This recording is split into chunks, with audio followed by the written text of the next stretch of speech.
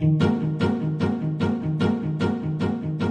hello and welcome to episode 83 of the Adoption and Fostering Podcast with me, Scott Casson-Rennie, and his nibs. Al Kutza. Kutza. How are you doing? I did an A on that. Yeah, Cortez. Corteza. How are you doing? I'm all right. Yeah, I mean, all things considered. Let's not talk about all of that stuff. The C word. Yeah. It was a B word. We're now on the C word. We are. Well and truly. We're refusing to talk about that tonight. Right. Well, yes. You are. I mean, I'll talk about it all the time. No, actually, do you know what? I won't, because I'm fed up of it. But anyway. It's a hard rotation. Yeah. Anyway, let's not do that. We might do that another time. Like, Thursday when we have our virtual. You know, it doesn't work like that, because that by the time this comes out, that'll have happened. Yeah, that'll have happened. Exactly. Yeah. But that's... Yeah, the peanut that reverses time. All right. Yeah. Yes. Oh, yeah. Right. I'm totally confused. Let's not confuse the issue. People will be listening to this and it's the past, but it's the future. I don't know. I'm scared. We like time travel on the Adoption and Fostering Podcast. Yes. Add that put that on your CV. Yeah. Time travel. Time travel. Don't put the year on though. That'll confuse them. No. Yeah, that will really confuse them. Yeah. So right, we did a really big intro last time, so let's do a really short intro to our interview this time, shall we? Because some people fell asleep and sort of lapsed into comas waiting for the interview to come on last week. So this week, a few weeks ago, or the beginning of last week, I spoke to Sylvia Schroer from Special Guardians and Adopters Together, who are... They've got an online presence, and they're quite vocal about their very kind of passionate about some very specific issues that are very personal to them. Mm-hmm. And so we've got an interview with Sylvia, who I think lots of people will be aware of them, because they are quite vocal on Twitter, aren't they, and social media. Yeah, and I think that they kind of work alongside the Potato Group as well, don't they? In some way, shape, or form. I'm not sure how that works. You maybe covered that in the interview. I don't know, but we did. They're a special interest group, isn't they? Well, yeah, I mean, but special interest, that sounds like a hobby, doesn't it? It's like needlework or tapestry in the 18th century. Yeah, I mean, we're all under this one umbrella, aren't we? But we've all got our specific things. So, like we have CCVAB, don't we? Which is, what is that? What's the acronym? Because I've been told off about acronyms again. All right, it's Childhood Challenging Violent Aggressive Behaviour. I think what you mean is that they've got their group is formed out of their experience, isn't it? It kind of reflects that shared challenge. Yeah. Anyway, that's exactly what I'm trying to say. Yeah, so I know, but just not as good as what I did. No, well, you know what? I've not had any adult company for about 2 weeks, so I'm kind of like my words don't come out anymore. Not that they did anyway, but I did. Yes, I was looking at you on Twitter and saw you sort of rocking metaphysically on Twitter because of the isolation. Yes. Anyway, so shall we crack on with this interview, and then we shall maybe reflect on what was said and that. We don't want to upset Simon and Warwick this time. So. No. So here we go. Sylvia Schroer. I'm speaking to Sylvia Schroer. Hello, Sylvia. Hello, Al. Hello, how are you? I'm good, thank you. Very good. Excellent. So thank you very, very much for this opportunity as well. It's much, much appreciated. Oh, it's not a problem at all, and it's a pleasure to have you on. So could you tell us a little bit about yourself? People may not know who you are or who you you represent, because I know you're part of a bigger organisation. So could you sort of give us a brief overview of all that? I'm the co-founder and chair of a group called Special Guardians and Adopters Together. And I co-founded it with another adopter in 2017. We were both members of the Potato Group, which is the Parents of Traumatized Adopted Teenagers organisation. Yeah. We were both single mums, and we'd had a very, very difficult experience of adoption that we hadn't really bargained for. And we thought, my goodness, it was almost a kind of, what the hell was that kind of thing? And it was so shocking, really. We were so shocked about it that we thought, this has got to change. It cannot go on. Mm-hmm.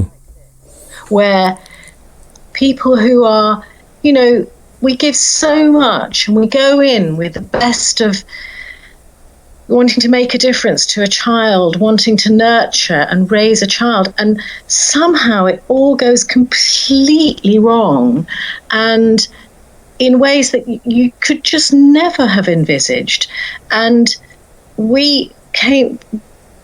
there are many people in the potato group's a fantastic support group, but people were reluctant to have that as a campaigning group. Right. We decided in a general meeting that we wanted to separate out the campaigning function and really protect Potato as a peer support group, which was I think a really positive decision in a way. Janet Barraclough, who's my co-founder, and I decided we would take it forward as a campaign. We wanted to campaign. We wanted change. We did not want others ever to go through what we'd gone through, Al. We really didn't want that, because it was the effect on our children was just I can't, Yeah, I mean, it's interesting. Well, it's interesting you raised that, and I was thinking about my own experience and my experience of lots of my peers, and the reality is that for those of us who've been down the road a little bit longer than others, then there's this common story of things not necessarily going as well as it can for some of us, and some of us weather those storms and some of us don't. So was there a frustration on your part that actually who's sort of waving a flag in the air going, hang on, what's going on here? Why is no one talking about this? Yes, it was absolutely the frustration that no one was, and feeling almost silenced about it, because there was and this is why I've gone on, if you like, to set up the what I've called the Beyond Disruption project, because and that's your series, if you like, now that you're talking about, you're looking at what happens when children re-enter care from adoption in this series that you're doing in March. And the Beyond Disruption was a play on the word disruption, which we really don't like. Because these children we don't want these children to go back into care. They don't want to go back into care. Some do, but it just, we cannot contain the trauma that they have come within our families, and there isn't the support there and the commitment there for us to be able to do that. And I think we need to rethink adoption totally, because I think it's broken. I think it's completely broken. If what happened to me and my co-founder can happen, it's broken. I mean, that's quite a statement, though. It is quite a statement, yes. I wanted to sort of pull you back to that as well, because I think as well, you mentioned you skipped over the point of your discomfort, and probably stronger than that, around the word disruption. What is that about? Because a lot of people, it's a word that's bandied around, very common. It's about the idea that the family no longer exists when when you cannot contain the child's trauma. The family goes on. The adoption order, once made, is permanent in this country. It's not in the States, but in this country it is. There is no legal mechanism, once an adoption order is made, to revoke it.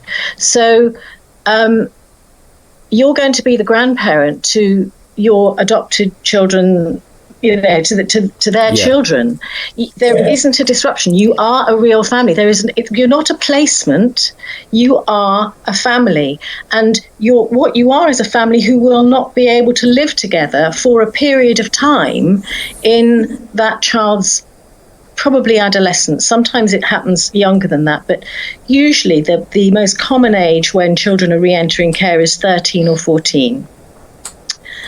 And so for a period of time, you may not live together. You may live together after that, and certainly that's what's happened in my case. I've been reunified for 4 years with my son, and I had to fight very hard to get him back home, which I should never have had to fight to get my child home. He wanted to come home. It's contrary to the notion that that children are removed and that's the end of the story, or children absolutely, even absolutely. Removed is an emotive phrase, isn't it? So it is, yes. So there's three. Well, so basically, I called it the Beyond Disruption Project because I wanted people to start thinking, well, what happens afterwards? Because everybody thinks about it as we must, or not everybody, but the way that the system is set up, it's all about preventing breakdown, preventing disruption. And what happens afterwards is actually what we need to be looking at, because it's what happens afterwards that will tell you what the issues are that we need to sort out to bring it into the 21st century, bring adoption into the 21st century. Soon after, and I don't want to just talk about adoption here. Soon after we started Doctors Together, we originally called it. We had some special guardians wanting to join, and we thought, well, actually, we started to hear their stories, and we realised that, as bad as we had it, they almost had it worse. There's barely any infrastructure there, and in their case, the order isn't permanent. The financial side of things is far worse for them. They can't access, and they couldn't access, they didn't even know they could access the Adoption Support Fund. Many of them still don't. That's one of our campaigns, actually, which I'll go on to. But one of the campaigns is to have that fund renamed, because it's not just the Adoption Support Fund, and it hasn't been for several years. And the signposting was dreadful that it was even for special guardians. So we started to realise that they had it bad. We had it bad, but they also had issues that were different but related as well, because these are the same traumatised children. These are, many of them are not neurotypical. We've got conditions like fetal alcohol spectrum disorder, autism rates. We were seeing research in Manchester, for example, that shows that autism rates are, you're looking at 30%, 40% of domestically adopted children with autistic traits. That's way, way above the population norms. It is. But does that reflect the complicated dynamics around children who've experienced trauma and early adversity? What they found was in this research was I don't know, you probably know the research, Jonathan, I can't remember what Green, I think it is, in Manchester. Yeah. So there's basically, they found 10% levels of autism and about 30 to 40% autistic traits. So whatever it is, because our children are often diagnosed with given many diagnostic labels, and the trauma may look different at different stages in their development. So what might look like ADHD when they're younger starts to become more of a depression as they get older, as they're acting in or acting out. And so there's the trauma issues, and the trauma issues can also come from, I bring to this as well is I've been a therapist for 30 years doing alternative complementary therapies, and recently, since I was an adoptive parent, trained in something called craniosacral therapy, which is one of the only therapies there is for treating infants and babies, because of course they can't talk to you about, in language. They can talk to you in body language, and the emerging field of pre and perinatal psychology is something that we study and we look at. So we're looking at trauma from conception onwards, and theories of personality development, which are suggesting that the formative time is really up till the first 6 months of life. And if you think about what our children have been through from conception to the first 6 months of life, that I don't know if you're familiar with the idea of this concept of umbilical affect. Have you heard about that? I haven't. Share with me. So basically, what that is when the child is in the womb, everything is coming through the umbilicus and through they're literally bathed. So if the mother is stressed, and then afterwards again the child is held and nurtured by the mother, and so if the mother is stressed, that bad feeling of stress is experienced by the little one, and there isn't the separation. There is conscious separation, we now know, from a very from a very, very young age, but there isn't the complete separation. So it's all mixed up.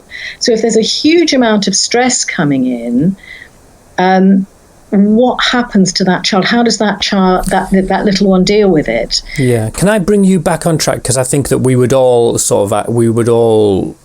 anyone who's been in adoption or works in adoption or is an adoptive parent would be very, very comfortable with that idea.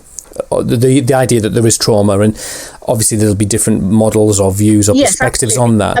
But I was thinking, we're used to thinking about it at a bit of an older age, and because of the cranial. What I'm saying is, I've got this craniosacral experience, which is different to most people, and so I have a different understanding of it from and look at it from a much younger age and think about how the little one copes and the different defense mechanisms that come into play, which affect the personality. But what I'm trying to get to you, I'm not dismissing that. And what I'm sort of saying is that we went from the work of disruption. Right, we've gone back there, and I'm kind of quite keen to keep you on track with the special guardians. And there was something else you said when I initially. Hang on, wait for it. Hang on, I'm going to stop you because I'm desperate to ask my questions and kind of keep it real focused. There's a few things you said that I thought were really interesting and quite key, and I know that you're very vocal on Twitter, and quite, you've got a very clear. I'm trying to think of the right word. You've got a very clear focus of what you think and as a group, and one of the things you said quite a while ago was that adoption is broken, and that's a really bold statement, and I'm not sure I disagree with it. I maybe wouldn't put it in those terms, but I think I know what you mean. What do you mean when you say that? Are you saying systemically from beginning to end, or do you say aspects of it? Or if that's the case, people could interpret that as you're against adoption. So, no, exactly. Right. And this is it. We're not against adoption at all. It's not that we're against adoption. We want adoption in order for adoption to work, it needs to come into the 21st century. It's not at the moment. And the legislation around it is not protecting the families. And so last week, I think you heard from Sarah Brown, was it? And she was talking about literally every day they're getting these phone calls from adopters in distress. And what can they do? They're very limited as to what they can do in that situation to help. So in that sense, it's broken because and there was a very interesting blog, a blog by Helen Bonnick, who I think you've worked with, making it worse. So the idea of intervention when it happens is actually making things worse. It's not making things better, and that's why we've got to look after a child's re-entered care. We've got to look at. I'm a very interesting article a few years ago by Sally Donovan, who I've got a lot of time for as well, and in community care, about learning from failure. Mm-hmm. The system isn't geared up to learn from failure. It's about, there's serious case reviews, and it's always the same thing, lessons to be learned. But they don't seem to be being learned. And the same things are happening over and over again, and certain things, there are major systemic issues now in all of children's services. But what we see in adoption particularly, and special guardianship, is it's almost like it's the extreme end of it, because our children are so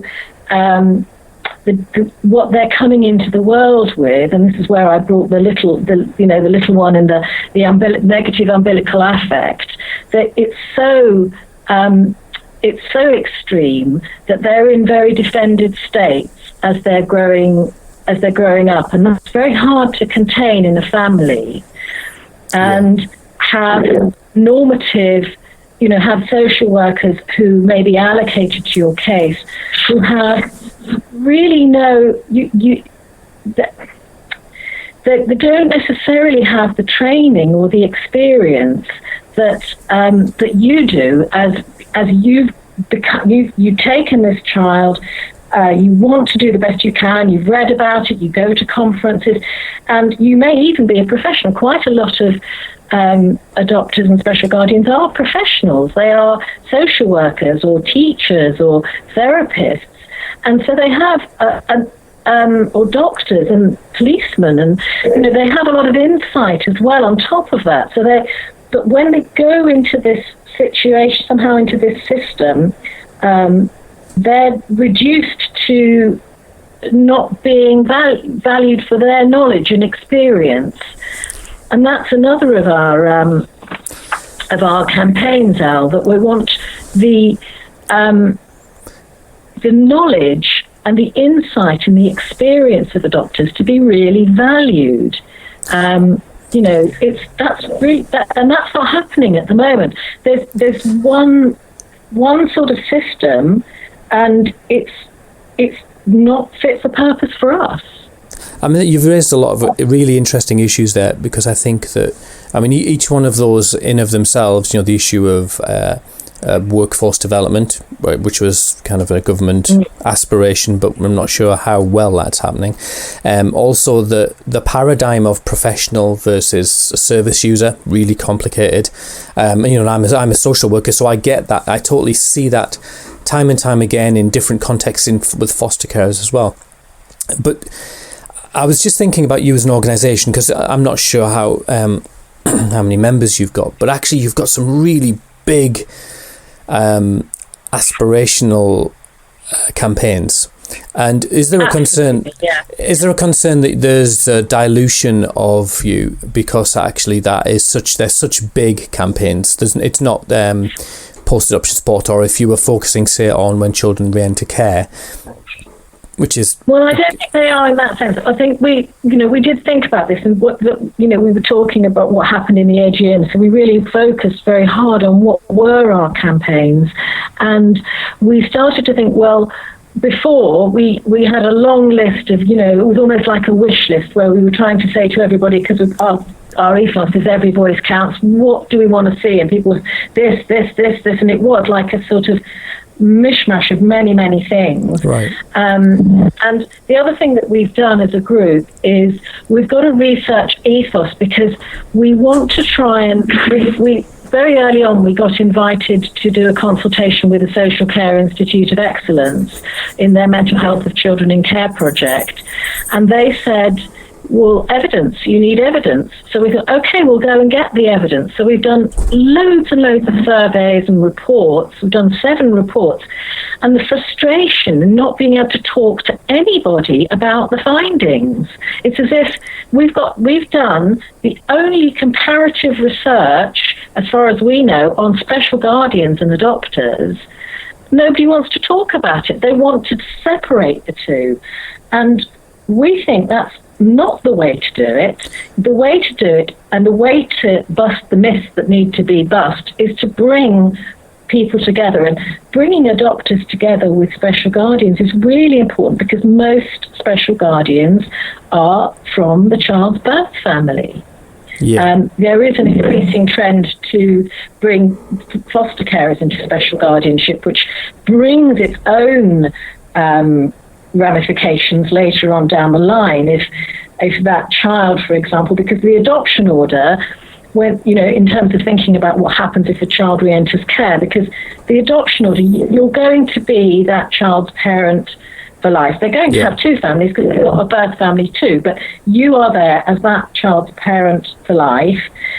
But it's not like that with special guardianship, where the order ends at 18 and is annulled if the child re-enters care, and it's not Section 20, and as we heard last week with Sarah Brown, many local authorities have different attitudes to Section 20. It's used in many different ways. There's no consistency there.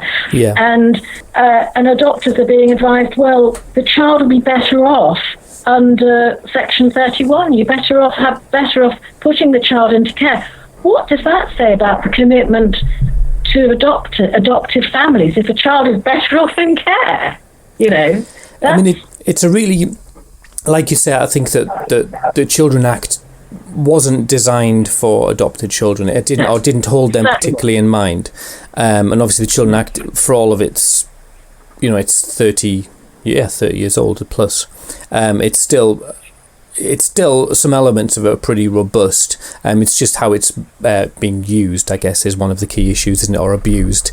There is that view, Al. I don't actually subscribe to that view, because we've talked to people who were there when the Children's Act was, doctors who were there when the Children's Act was being done, and who said, Section 20, a massive mistake for adopters. A massive mistake for adopted children, because it undermines their sense of stability and security to have to go into care again. And so what we need is not Section 20 at all. And very few now we know, and we've seen how, and this is why we need to really look at what's happening after a child goes into care, because the research we've done, we've been looking at it, and there isn't any partnership. There isn't partnership working. It's not happening. Yeah, I understand the perspective that Section 20 doesn't work for adoptive families, but obviously it does. It's the best thing we've got, but it's not. Yeah. Do you think that it was? Not to say that it doesn't work. It's just it's all we've got. Yeah. Do you think that it was? Sorry. Do you think it was? Do you think that you're thinking about 1989? Adoption was on the decline quite rapidly, and when it fell down to, I think it was just under 2,000 in the year 2000, and the government have sort of kept putting it back on life support, haven't they? Pumping millions in, but it's resisting. Do you think that perhaps was this in that time? No, there was such a reduction. More money. Well, that's a conversation for somewhere else. But I think that the decline in adoption, and in the context of whatever 11 million children, adoptive children still remain a fairly modest. Well, it's a tiny slither of that 11 million children. So it's not necessarily a tool that's been thought of for those children, but that's what we've got. What I see is. You've got to have a system that works for every child, haven't you? And if you're going to have an Every Child Matters policy, you've got to have a system that works for every child.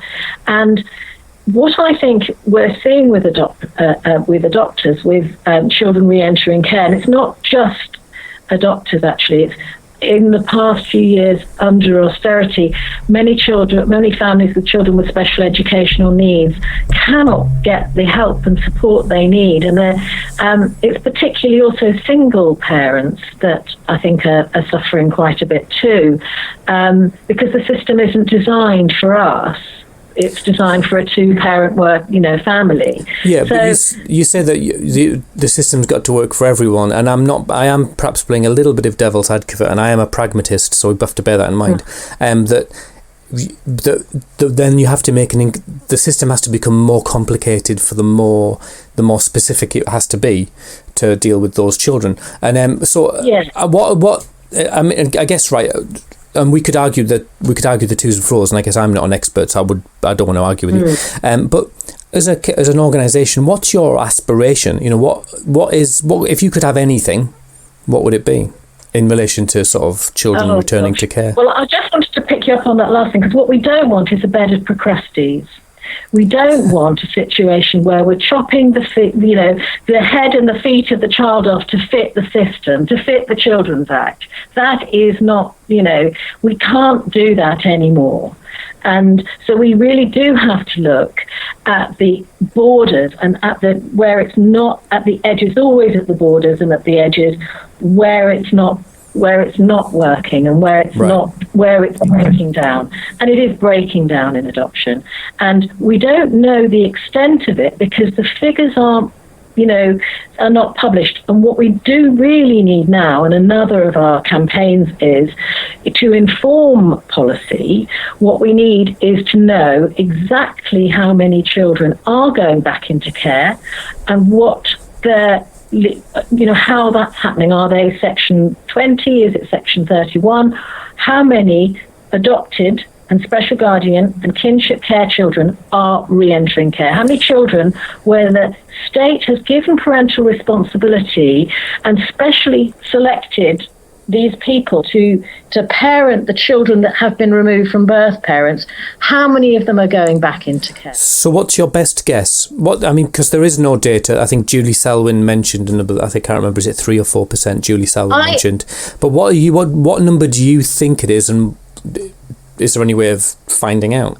I don't know, and I actually think it is immoral that we don't know, because this is where I think adoption needs to change, because we know how many children are adopted. We know exactly how many children are adopted each year. There's this huge focus. We should almost forget about how many children are adopted and not forget about it, but we need to look at the other end of it much more, because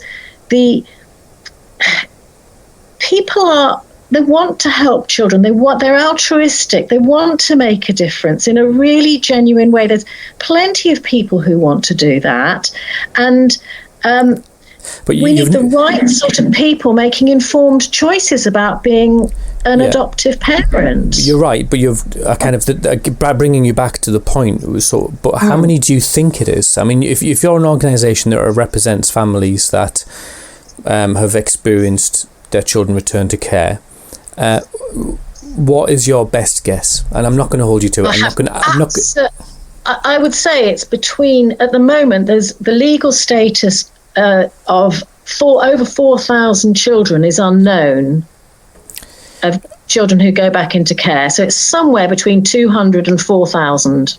Right, when you say go back in, so that's 4,000 children who've returned to care, or 4,000 children going into care of the 35,000 children going into care, or whatever. So 4,000 children, and this is, I think, where it's immoral, because what sort of parent doesn't know where the child's come from?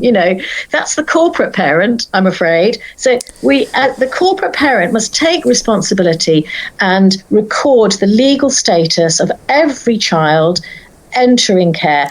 So where is that figure from? Because I'm intrigued by that figure of 4,000. Where's that? I'm not trying to trick you. It's in SSDA 903. Right. There's missing data. What's explain that to me, because I imagine I don't know anything. What's the SSDA 903?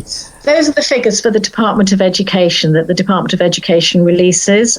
So they release figures every year, data every year, and those figures for the last couple of years or few years have been generally showing about 200 adopted children, 200 special guardianship and 200 kinship care children, so about 600 children, small numbers re-entering care, but data on 4,000 children is missing.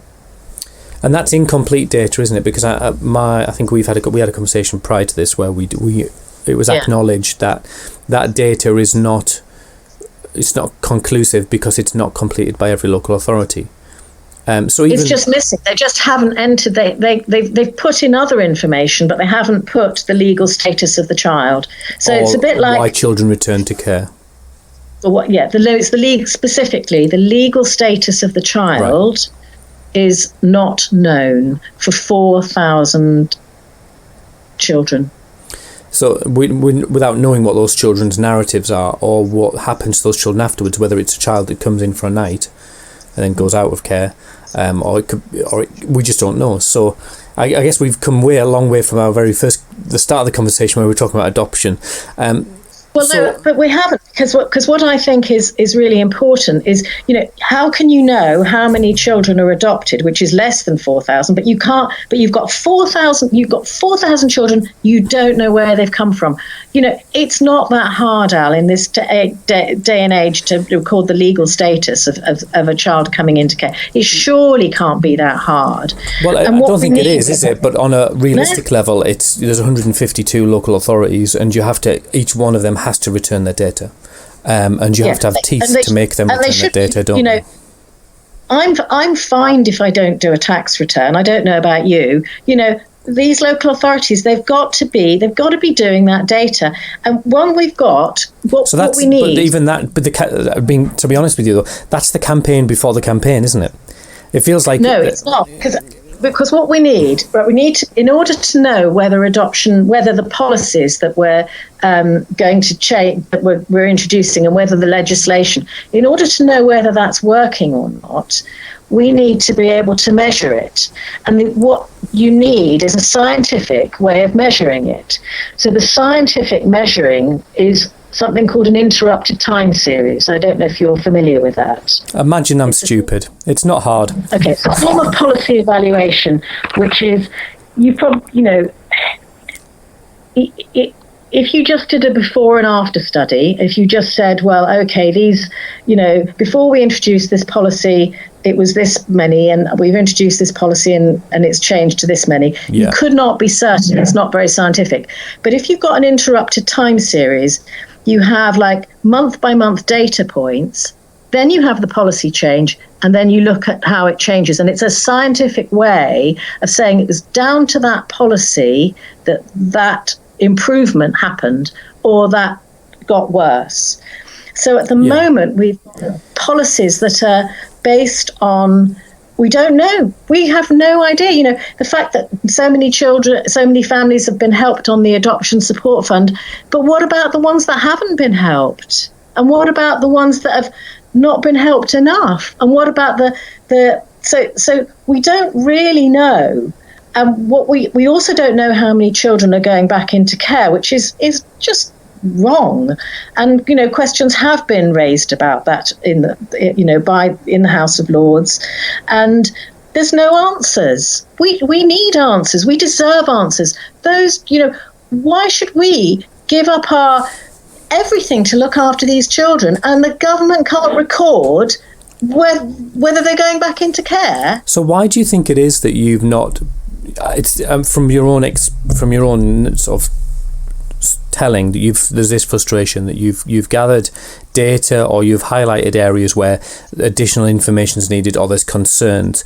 Why do you think that you've sort of hit this brick wall? The Sky said, the Social Care Institute for Excellence said, get data. You got data, but actually, from what you're saying, there's a real palpable sense no one's listening. To after Sky.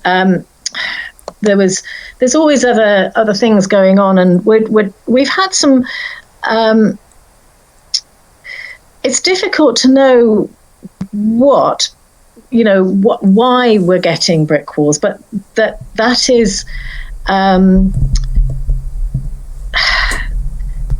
I've got some theories about that, and it certainly seems that some of the things are just. It's very hard to believe that we're getting that what's happening. It's very hard it's affecting our trust, to be honest, because we've done all this work, and it's important research. There's no other information comparing adopters and special guardians to go on. So we've done this. We've found some really important things, like of course, there's respondent bias and various things to consider when you're doing a survey, and who's taken part and why they've taken part.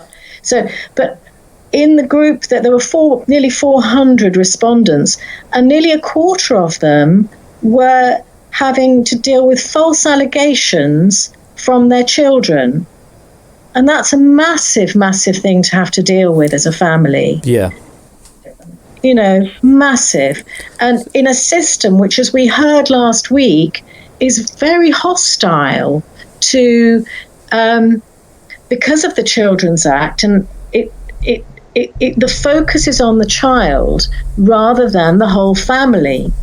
And this is where we've got to look at what happens afterwards, because we're seeing children trapped in care. And we are seeing children trapped in care who want to go home but can't, and no one's talking to them about how they can ever get home. That's really interesting, because I was having this conversation with someone recently about the event precipitated a child having to move out, and then that was a done deal, and there was a sense of there's a little bit of time needed where everyone just takes a breath, including the child, but the system is child centered as opposed to child focused, and this idea that the children who may not have voices that are always reliable, or they have an orchestra of voices that are not always helpful, but social workers are pressed for time, so that's another complication.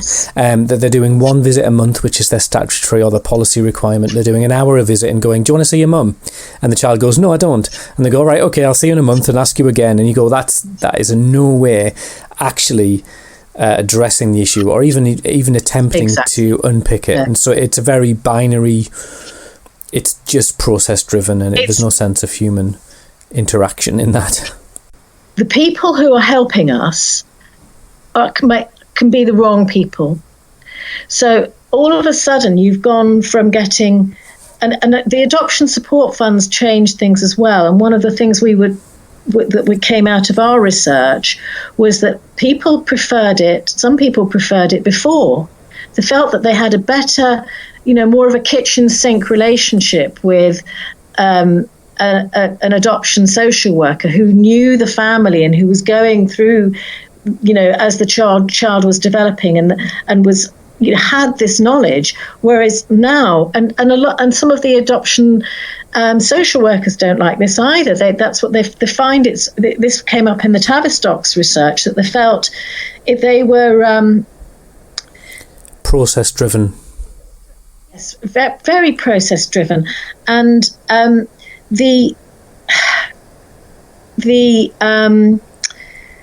once the child's gone into care, it's a different team that's going to take over. It's going to then be general social workers. Whenever I meet a general social worker, I say, "How many successful adoption reunifications have you done?" I've never met any who's done any. Well, again, but that's a great anecdote, but not knowing how many adoption disruptions or breakdowns, or I'm sorry, forgive my language, but then we don't know how frequently that is, do we? We don't know how often. One firm of solicitors that you spoke to last week is getting phone calls every day, and that parents are having to go take their children to social care and say, "I can't look after this child anymore." We don't want to have to make our children homeless, to have to put them under, this is terrible. It is, and absolutely, I'm not in any way dismissing that. But clearly the system is set up for a different type of vulnerability, isn't it? A less complicated vulnerability, and where they're not geared up, and this is my experience, they're not geared up for articulate, or perhaps parents who've got a bit more agency, and that complicates the dynamic. And I've had this conversation before, is that in all of my I was going to say, in all my social work training, the presumption of the dynamic is that you will be working with vulnerable people, and the complicated thing is that you might be working, if you're working adoption, or you might find an adopter, it can be vulnerable, but also can be well educated, connected, have a better understanding of the system than you. And that is a really complicated dynamic for social workers who are kind of wired to work with people who are not that. But when my son was in care, Al, he had 7 social workers in the three years that he was in care. The best social worker we had was an agency social worker who worked in palliative care. And her respect was of a complete. She was coming from a completely different place, but she was quickly removed by the management, and we were back to square one. But as soon as she looked at the case, we were just on a different level. We're dealing, whether it's a birth parent or an adoptive parent, we're dealing with bereavement. We're dealing with bereavement. The loss of a child, whether it is, you talk to adopters whose children have gone back into care, or birth parents with children with disabilities who are going back into care. The child's bedroom is there exactly the same. Well, it's a chronic loss, isn't it? It's an infinite loss, because it's not a bereavement has a full stop at the end of it, but these situations have no full stop, so it's ongoing and perpetuated, and people find themselves caught up in those circumstances. I'm really conscious of the time, and I've taken up much more of the time than we said we were going to do. I know, and I've not talked about half the things I know, to say either. God, sorry. And I've not asked half the questions, haven't we? Yeah, but I think it's not been unhelpful. But as an organisation, I think you answered one of my questions at the beginning, which was in your summary, an introduction. If people find themselves in these circumstances, where would you advise them coming to you for help, and just do you offer advice to families, or because you said you described yourself as a campaigning arm of the particular group? I think we'd steer them to support groups where they will get particular support around those issues. We're not a support group, we're a campaigning group. Right. We're taking it one stage further.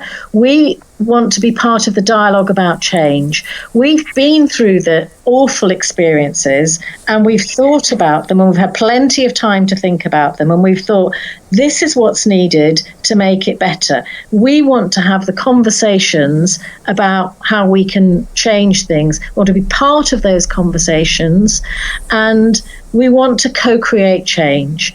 And our frustration is that we're not spoken to, because, and it's ironic really that it's this Adoption and Special Guardianship Leadership Board, and we're the only group that are bringing special guardians and adopters together, and we're not included, when we haven't got a seat at the table. We have not just not got a seat at the table, they won't talk to us about anything. If we go with an individual case, they say, no, it's an individual case. So then we form a group. Now they don't want to talk to us as a group. Where do we go to be heard? That is really complicated, isn't it? Because there's no easy answers, and you are dealing with... we're living with this. We have so much to offer in terms of what we understand, how it could, for example, that issue that you brought up, it's process focused. What we think we need is a task focused system, where it's all about then we can all come together if it's task focused rather than process focused or role focused. What we have is actually role focused. It's not my job. How many times do you go to meetings and it's, that's not my role, I'm here to do this bit, and your child is just falling through ever widening gaps, and whose role is it? Well, it doesn't seem to be anyone's, and you're the one mopping it all up because it's just not there. And that, even with the Adoption Support Fund, that's, reapplying every year. What a waste all that is of, it's a bureaucratic failure, really. That you have to, and for what, £5,000, that's not enough. It's more than enough for some, but it's not nearly enough for others. And you cannot have this Procrustean approach anymore to it. That's a really complicated dynamic, and you're opening up more issues. Clearly you're really passionate and have a whole. Yes. Well, I don't want anyone to go through the nightmare that I would not wish a Section 31 care order on my worst enemy. It is. Yeah. What a nightmare! What a nightmare to parent under that order. Absolutely, and I think it's a terrible thing to fall into the hands of the care system. And at the moment, our children, if they've got if they've got criminal injuries, compensation from their birth family abuse, early life abuse, perhaps they've had sexual abuse, or you're opening up another issue. You're terrible. I know. Yeah. But these are all adoption issues. Absolutely. So say they've got a criminal injuries compensation order. Say they've had the human rights abused in care. They've been denied medication or whatever it is, or they've not been looked after properly, and they've got, they've been groomed, or they haven't been kept safe, and those children cannot get legal aid to then make a claim, because no solicitor will take them on. Well, I think their voices are silenced. Yeah, they are, and I have no idea how to end this interview, because clearly you've got more subjects than I've got time. And I know. I mean that. I don't. Sorry, that sounded flippant. I don't mean that flippantly, but I've got an idea. I've got an idea how to end it, which is to say, we've got some very difficult conversations to have, and we need to be brave. We need to be brave now, Al, and have those conversations.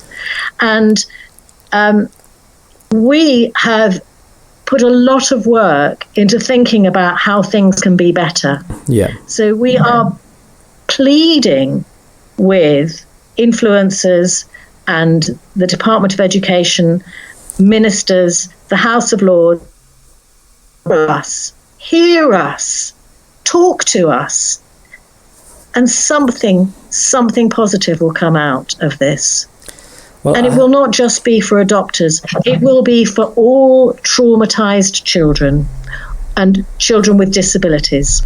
Well, Sylvia, thank you so much. And I think that I'll put a link to your website, because I know you've got all of your researches up there, and the links to all your campaigns and the work that you're doing, which I'm sure a lot of people who unfortunately find themselves in difficult situations will be able to access. And so have you got any future plans for any future surveys or research? At the moment, no, because we're so demoralised that we haven't been able to talk about any of the ones we've done. We'd like to talk about those first, please. You don't want to build up a stockpile of more you can't talk about. Yeah, well, what's the point?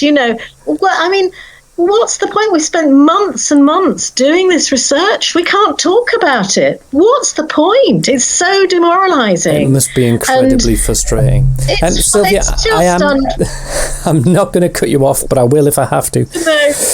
No. Thank you so much for coming on. Can I just direct people to our campaigns as well? Because we've talked about adoption a lot, but actually I really want to just put in a word for two things that are just no-brainers, and that is change the adoption support fund to the adoption and special guardianship support fund, and make it available to all adopted and special guardianship children wherever they live, whatever order or legal framework they're under, until they're 21, because our children take a bit longer to develop, or 25.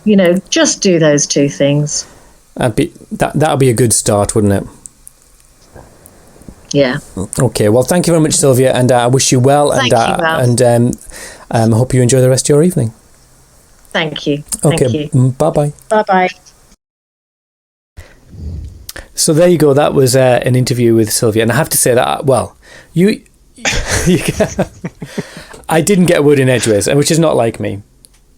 No. Well, as you know, I was kind of a little bit under the cosh with childcare that night, so I couldn't come along. But I've talked to Sylvia once in a previous life, shall we say? And she's definitely, I'd say she's definitely passionate about what she speaks about, and that came across once again in this. I think that's just the kind of person she is. So Yeah, and everything that she's talking about is there was not an element of issues. She wasn't raising issues that I was going, that would never happen. That would never happen. I was going, that's stuff that's going on. She talked, specifically around the challenge of children or social care not knowing how to get children who've sort of had to leave adoptive homes back into adoptive homes, and I think that's an issue. Yeah. And I think you have to have had that experience, no different to, what we're saying about CCVAB, FASD. I know these are kind of specific things that people deal with, but not everybody deals with them. So you have to have dealt I mean, we can all come under the umbrella of parents and children who don't live with their birth families, whether you're a foster care, adopter, special guardian, kinship carer, but actually that then filters down into other issues, doesn't it? Yeah. No, I mean, and I think that, and I don't want to kind of have a director's cut commentary of what the interview was, because I think the interview stands as it was, and I think that people will know special guardians of Twitter, and I think that I'd encourage people to go and read their reports, and there clearly is an awful lot of shared experience there, a lot of knowledge there, and they're an activist group, aren't they? So that's what they do, and I do agree with a lot of the principles. Yeah, sorry. I was just going to say, and they have a valid place in kind of this arena as well, but like you say, they're an activist group rather than kind of a supportive. Well, they do provide support. That was the wrong thing to say. Apologies, because they do provide support, but it's kind of. Well, I think that's what she said, wasn't it? The potato group is they're the activist arm of the potato group. So the potato group would be where you would go for that kind of that peer support, and the SGandT. Did I get that right? Yeah, SGandT. Oh, I can't remember. those letters. SGandT. Yeah, SGandT. That's where you would go if you kind of felt passionate, but obviously I kind of share a frustration that they don't feel particularly listened to. I don't know what to do about that. Really, that's not my call, is it? So, but that's a challenge. Anyway, I don't want to do a long podcast night, so let's. The one thing I was going to say is you got called a name on Twitter today. Actually, I got called a name, but because I've already blocked that person. Yeah, we both did. Yeah, well, I blocked him immediately as well. I was already blocked. So I didn't even pick it up. So what did you come on? Really? What were you called? Yeah, I blocked him ages ago because he's quite frequently unkind about me. No, wait a minute. So obviously, but it's in the past now, as we've been said. Leave it. This live thing. Just let's say that. And I tweeted about it that we were going to announce it and how you could join in, and obviously tagged you in it.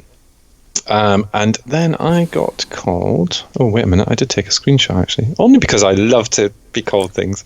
But this time I'm just not taking any rubbish. I got called an adoption criminal. So did you? An adoption criminal. You are neither cute nor funny. This was literally written for you, and then it's a link to a blog. To a blog called Dear Blocked Adoptive Parent. So, and in all honesty, I'd have gone in and had looked at that. I'd have read that blog. As a rule, but not when you're going to call me names. It's that simple. I'm sorry, I'm not doing that anymore. If someone doesn't want to be nice, because I'm a human being at the end of the day. Fair enough. I totally get that. Why should we? Well, you have enough challenge in the aspects of our life. Why even bother? But what I find really frustrating is that actually, when I've read some of his stuff, I don't wholeheartedly agree with a lot of his stuff. Right. But I do agree with an awful lot of his stuff. But actually, there's no way for me to engage with that because he just consistently calls me names. Yeah. I mean, I do as well. Be fine. Obviously, that's different. Well, I can get my hands on you and throttle you. Exactly. But I just find this whole kind of, I mean, we've been here a couple of times over the last year, haven't we, in terms of kind of issues between the varying sections of the adoption community, shall we say? And no, I'm really sorry. That's just not what I'm there for anymore. And I'm not. It doesn't bother me either. It really doesn't bother me because that block button should be used a bit more frequently. I think sometimes. But actually, you know what? If people just engaged not in a nice way, I'm not asking you to kiss my backside, but I'm just saying if you got a point that you want to make, then by all means make it, but don't be a nasty pasty about it. Let's. The phrase I really want to use is "don't be a dick." Oh, okay. Well, I was trying not to swear, but it raises the fundamental point: is do you want me to listen to you? Do you want me to? Do you want me to engage in this conversation, or do you actually just? Is your purpose to set up either a start a fight or just push you away? Right. Or goad me or whatever it is. Yeah, exactly. Yeah.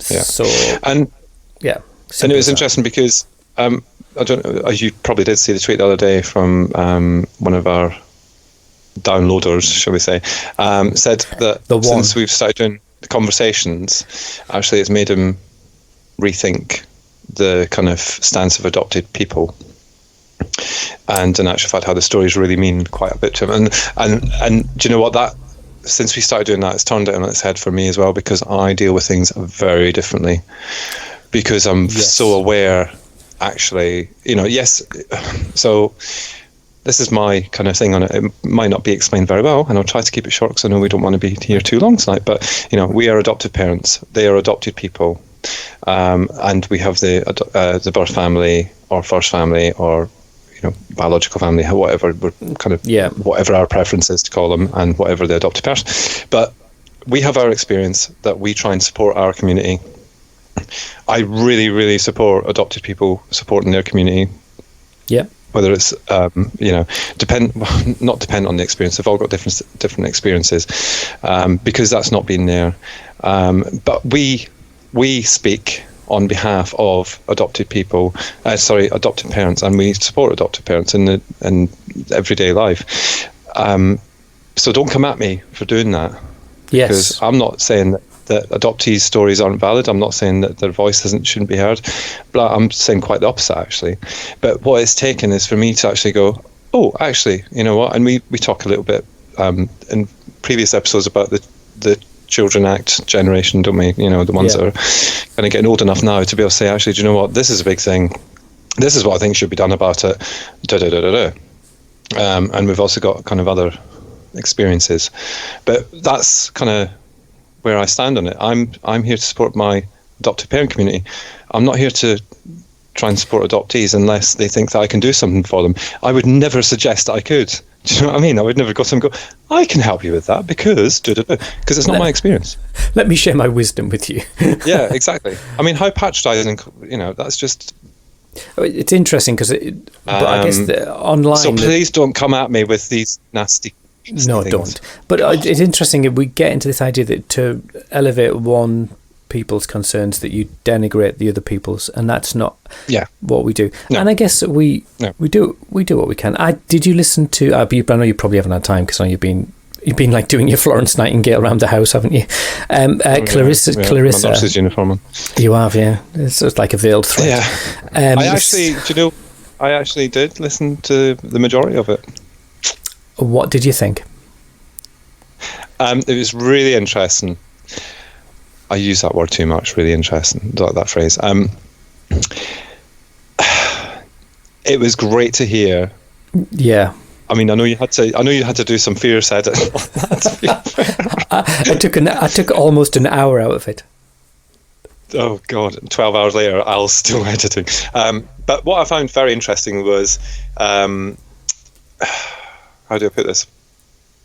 Oh, I hate doing this because I got in trouble for doing it before. But I did find it kind of. I was struggling to follow the story a little bit at one point, in terms of the second child. Yeah. So I struggled there. So I'm sure there's more to that than kind of what came out. But I'm sure that was for reasons that had to be edited. Yeah. But what I love is the fact that Clarissa. I don't know words to use, really. Like I say, I've been dealing with children for the last 2 weeks of my own. Sorry, a child and an ill husband. It just seemed like, she's very passionate about what she does. She doesn't appear to blame anybody for what's happened. And I loved the bit about contact. I loved that bit. And what I loved about it, because it must be painful as hell for everybody involved, but I loved it looking at ways around it and how, and it's about the children and not about her, not about the adopted parents. It's about the children, what they can deal with, what they can cope with and stuff like that. So it was, it was quite an emotional one as well, because actually I think as adopted parents, we would love to be able to sit and have that conversation with our own children's birth parents at some point. Yeah. And we don't get those opportunities, do we? So to listen to that raw kind of experience of someone who's now trying to do something positive with that experience blows your head. Yeah, I mean, it felt like a real privilege to talked to Clarissa about it, and she was so open and so honest, and I kept sort of stopping and going, are you sure you want to say this? Are you sure? Just thinking about protecting her and her children and her relationship.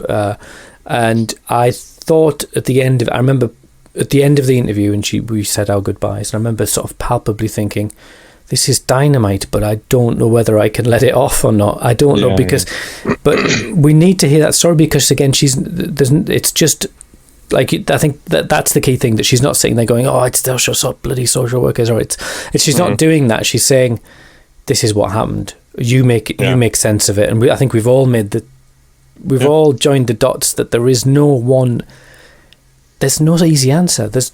There's no solution. Which leads me to next week. We've got an adopter story, which is really interesting. A woman who found herself in the throes of child protection. And I'll not say any more than that, but actually, I think I was equally as shocked, because I've heard some shocking things, and I've had some shocking things happen, and I was literally left with my mouth open going, what the flipping heck? How did it get to that? But yeah, I'll not tell you any more than that. No, so exciting. Using the peanut that reverses time, we're looking from the future to the past to the future. So on Thursday night, we're going to do we're going to have an online support group because we can. Pop quiz, yes. I have no idea what we're going to do. We'll have to really think about that. Yeah, we will. We'll actually have to do some preparation for that one, I think. But the people who are listening will have already been on it. I don't know how that works. Exactly. Yeah, my head. Weird. It's going to be weird. I might try and record it. Because we've obviously, I think so. Yeah, it'd be a good little special to put out, wouldn't it? I think maybe, because obviously you and I are, at the moment, things are being postponed and cancelled. Literally by the second. Yeah, by the second. Yeah. So we're obviously having to postpone our adoption and fostering pub quiz, the proper one that we were doing in the Midlands. On the 3rd of April, so it's very sad. But it is only a postponement, so we will get there hopefully in autumn time. But of course, that means that might not be the first one by then, depending on how things go. That's true. And also, that might be the third one. It might be the third, because there's a possibility we might end up in North London, innit, mate? North London, innit. Oi, Savaloy. Yeah. Oi, oi. Oi, oi. Oh, dearie. Pearly Kings and Queens outfit for that one. Anyway, we're way off the beaten track. At this time of stress and anxiety, I bid you good fortune in all your endeavours. If you're locked in the house, or locked in the street, or locked in your cul-de-sac. And yes, I think we're not necessarily going to do some podcasts, but we might do some fun stuff over the next few weeks, just to try and help our community out a little bit, having a bit of a laugh and a joke, and yes. Because it is, let's face it, without mentioning the word, it's quite a stressful time for people, isn't it?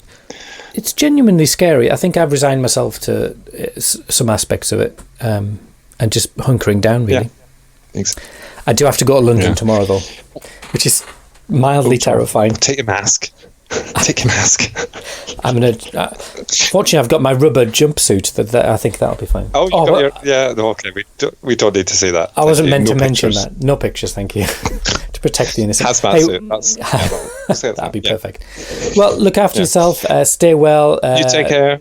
Happy St. Patrick's Day. All of that kind of thing. Oh, top of the morning to you. Of course, it's St. Patrick's Day today. So we're now going to have a Thai takeaway and some Guinness. Excellent. That's a traditional Irish Patrick's Day. In our first St. Patrick's Day back in Ireland, and it was all cancelled. Oh well. But that's for another day. That's for another day. Right, okay. I bid you adieu.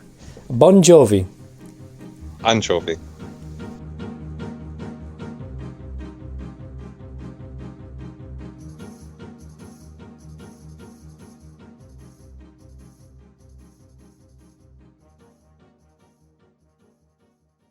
Hands, because I don't want to get whatever it is that they've got.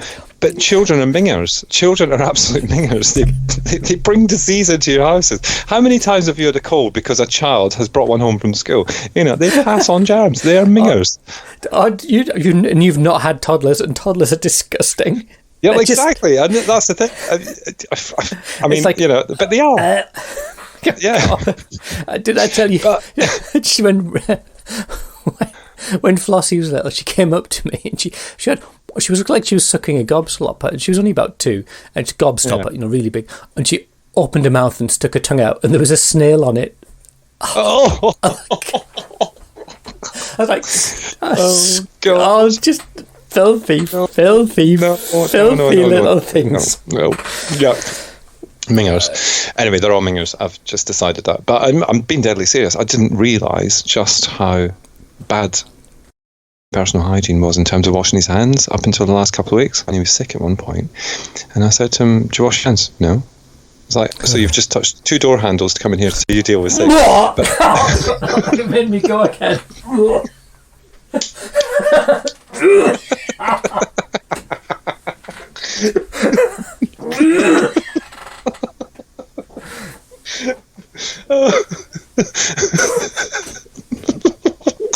Oh, I hope you are recording this. Excuse me.